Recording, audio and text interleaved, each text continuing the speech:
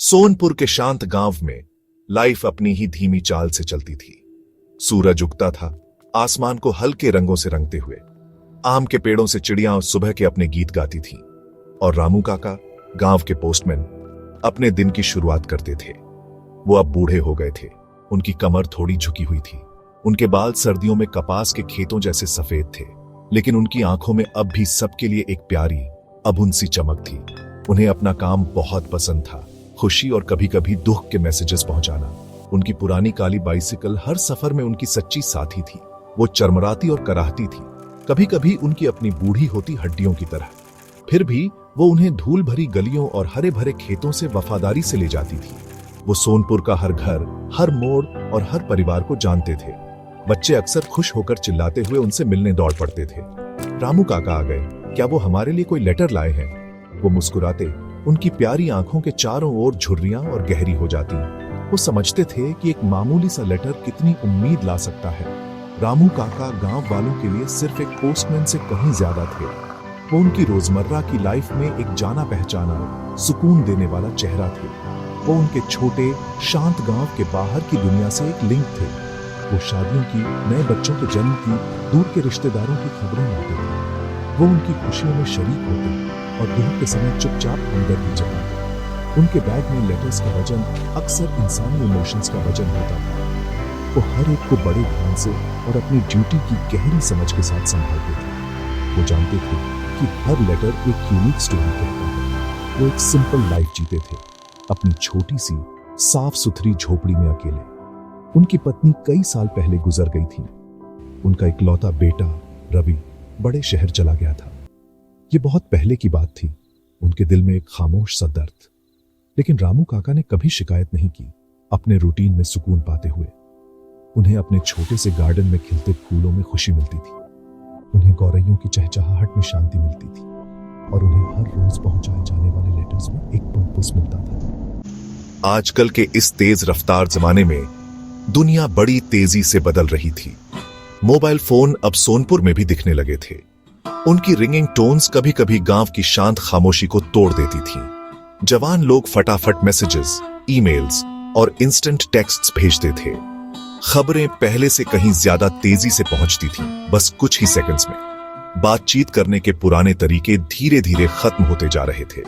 बहुत लोग कहते थे कि लेटर्स अब बीते जमाने की बात हो गए हैं, लेकिन कुछ लोगों के लिए उनमें अब भी एक बहुत स्पेशल मैजिक था। सोनपुर के बड़े बूढ़ों के लिए एक लेटर सिर्फ कागज नहीं था, वो किसी के दिल का टुकड़ा था, बड़े प्यार से लिखा हुआ। वो ऐसी चीज थी जिसे आप हाथों में पकड़ सकते थे और बार बार पढ़ सकते थे।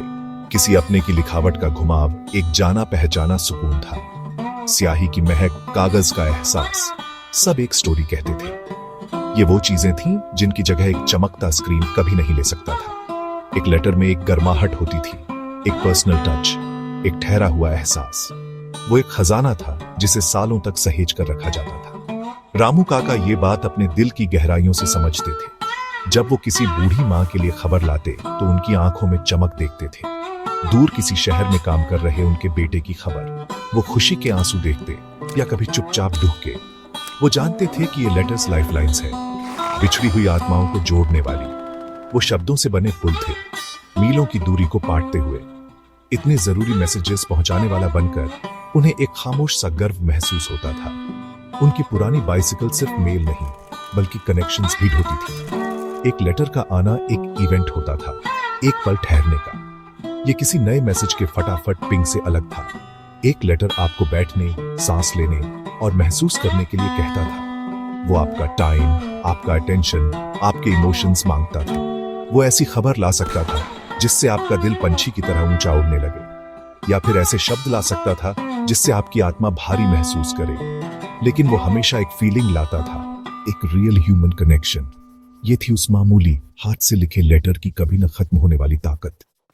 एक धूप वाली सुबह, सोनपुर की बाकी सुबहों की तरह ही, रामू काका पोस्ट ऑफिस में छोटी सी लकड़ी की टेबल पर बैठे थे। वो उस दिन आई डिलीवरी के लेटर्स और पोस्ट कार्ड्स को छांट रहे थे। उनकी उंगलियां बूढ़ी होने के बावजूद अभ्यस्त और नरमी से काम कर रही थी। एक लेटर मिसेज शर्मा के लिए था और एक गांव के मुखिया के लिए। एक रंगीन पोस्ट कार्ड नन्ही मीना के लिए, उसकी पेन फ्रेंड की तरफ से। फिर उनकी नजर एक ऐसे एनवेलोप पर पड़ी जो बाकियों से अलग था। लिखावट जानी पहचानी नहीं थी, फिर भी उसने उनके अंदर कुछ हलचल मचा दी। उनके दिल ने अचानक एक अनचाही सी छोटी सी उछाल भरी। उन्होंने वो एनवेलोप उठाया, उनका हाथ हल्का सा कांप रहा था। उन्होंने उस पर लिखा नाम पढ़ा, साफ और सीधा, रामू सुपुत्र मोहन लाल, गांव सोनपुर। ये उनके नाम था, रामू काका, पोस्टमैन के नाम। वो जिन्होंने अनगिनत घरों में अनगिनत लेटर्स पहुंचाए थे, वो जो मुड़े हुए कागज में छुपी खुशी और गम को जानते थे। उन्हें कई सालों में अपने नाम का लेटर शायद ही कभी मिला था। कुछ गांव वाले पास ही थे, अपनी मेल का इंतजार कर रहे थे। उन्होंने रामू काका के हमेशा शांत रहने वाले चेहरे पर बदलाव देखा। उन्होंने उनके हाथ में लेटर देखा, उनके चेहरे पर हैरानी का भाव। उस छोटी सी धूप वाली जगह पर एक खामोशी छा गई। बूढ़ी पार्वती देवी ने नरमी से पूछा, क्या है रामू भैया, गुड न्यूज?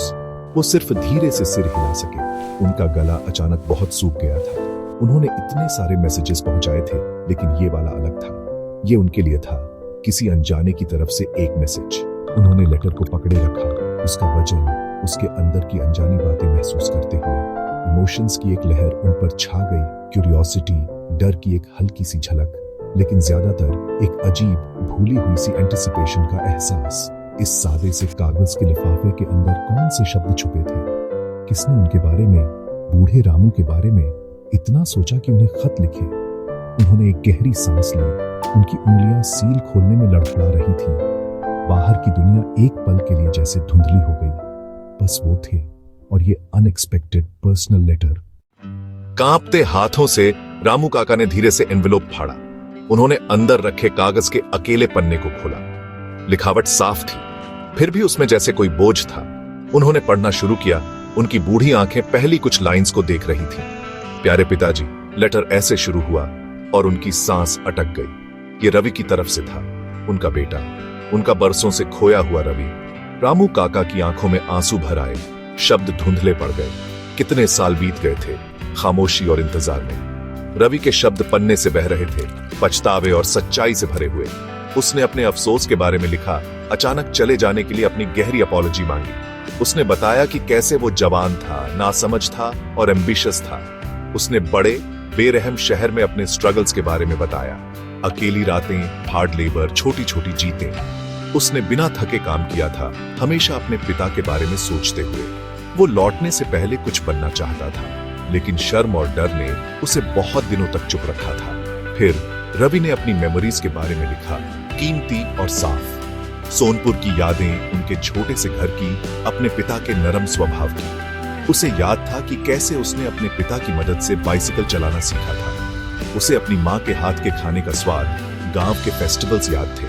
उसे खेत, नदी, अपने बचपन की सीधी सादी शांति याद आती थी। वो अपने पिता से मिलने, उनसे रूबरू माफी मांगने के लिए तरस रहा था। उसे उम्मीद थी कि अभी देर नहीं हुई है कि उसके पिता उसे दिल से माफ कर देंगे।